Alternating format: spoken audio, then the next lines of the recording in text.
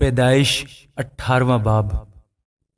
پھر خداوند ممرے کے بلوتوں میں اسے نظر آیا، اور وہ دن کو گرمی کے وقت اپنے خیمہ کے دروازے پر بیٹھا تھا، اور اس نے اپنی آنکھیں اٹھا کر نظر کی، اور کیا دیکھتا ہے کہ 3 مرد اس کے سامنے کھڑے ہیں۔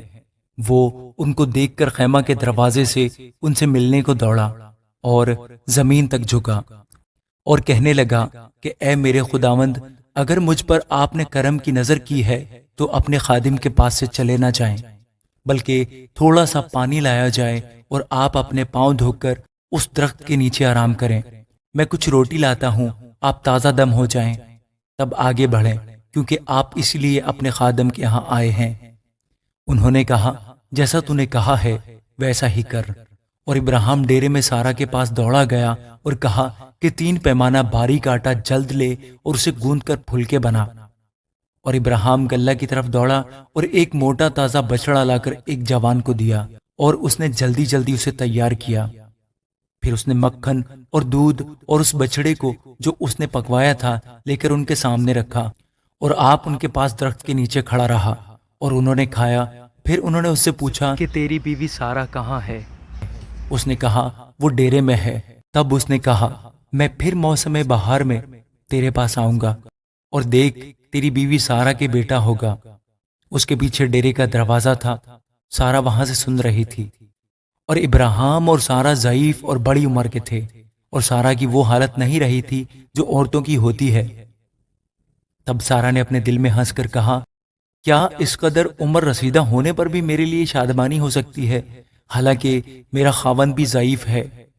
پھر خداوند نے ابراہیم سے کہا کہ سارا کیوں یہ کہہ کر ہنسی کہ کیا میرے جو ایسی بڑھیا ہو گئی ہوں واقعی بیٹا ہوگا؟ کیا خداوند کے نزدیک کوئی بات مشکل ہے؟ موسم بہار میں معین وقت پر میں تیرے پاس پھر آؤں گا اور سارا کے بیٹا ہوگا۔ تب سارا انکار کر گئی کہ میں نہیں ہنسی، کیونکہ وہ ڈرتی تھی۔ پر اس نے کہا، نہیں، تو ضرور ہنسی تھی۔ تب وہ مرد وہاں سے اٹھے اور انہوں نے سدوم کا رخ کیا، اور ابراہیم ان کو رخصت کرنے کو ان کے ساتھ ہو لیا۔ اور خداوند نے کہا، جو کچھ میں کرنے کو ہوں کیا اسے ابراہیم سے پوشیدہ رکھوں؟ ابراہیم سے تو یقیناً ایک بڑی اور زبردست قوم پیدا ہوگی، اور زمین کی سب قومیں اس کے وسیلہ سے برکت پائیں گی، کیونکہ میں جانتا ہوں کہ وہ اپنے بیٹوں اور گھرانے کو جو اس کے پیچھے رہ جائیں گے وصیت کرے گا کہ وہ خداوند کی راہ میں قائم رہ کر عدل اور انصاف کریں، تاکہ جو کچھ خداوند نے ابراہیم کے حق میں فرمایا ہے اسے پورا کرے۔ پھر خداوند نے فرمایا، چونکہ سدوم اور عمورہ کا شور بڑھ گیا اور ان کا جرم نہایت سنگین ہو گیا ہے، اس لیے میں اب جا کر دیکھوں گا کہ کیا انہوں نے سراسر ویسا ہی کیا ہے جیسا شور میرے کان تک پہنچا ہے۔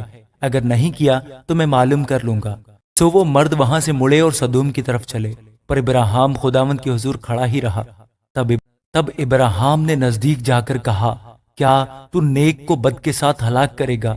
شاید اس شہر میں 50 راست باز ہوں، کیا تو اسے ہلاک کرے گا اور ان 50 راست بازوں کی خاطر جو اس میں ہوں اس مقام کو نہ چھوڑے گا؟ ایسا کرنا تجھ سے بعید ہے کہ نیک کو بد کے ساتھ مار ڈالے اور نیک بد کے برابر ہو جائیں۔ یہ تجھ سے بعید ہے۔ کیا تمام دنیا کا انصاف کرنے والا انصاف نہ کرے گا؟ اور خداوند نے فرمایا کہ اگر مجھے سدوم میں شہر کے اندر 50 راست باز ملیں تو میں ان کی خاطر اس مقام کو چھوڑ دوں گا۔ تب ابراہیم نے جواب دیا اور کہا کہ دیکھیے، میں نے خداوند سے بات کرنے کی جرت کی، اگرچہ میں خاک اور راکھ ہوں، شاید 50 راست بازوں میں 5 کم ہو۔ کیا ان 5 کی کمی کے سبب سے تو تمام شہر کو نیست کرے گا؟ اس نے کہا، اگر مجھے وہاں 45 ملیں تو میں اسے نیست نہیں کروں گا۔ پھر اس نے اس سے کہا کہ شاید وہاں 40 ملیں۔ تب اس نے کہا کہ میں ان 40 کی خاطر بھی یہ نہیں کروں گا۔ پھر اس نے کہا، خداوند ناراض نہ ہو تو میں کچھ عرض کروں، شاید وہاں 30 ملیں۔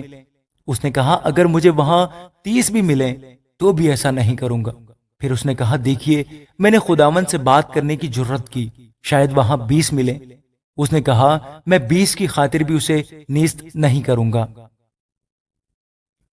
تب اس نے کہا، خداوند ناراض نہ ہو تو میں ایک بار اور کچھ عرض کروں، شاید وہاں 10 ملیں۔ اس نے کہا، میں 10 کی خاطر بھی اسے نیست نہیں کروں گا۔ جب خداوند ابراہیم سے باتیں کر چکا تو چلا گیا اور ابراہیم اپنے مکان کو لوٹا۔ آمین۔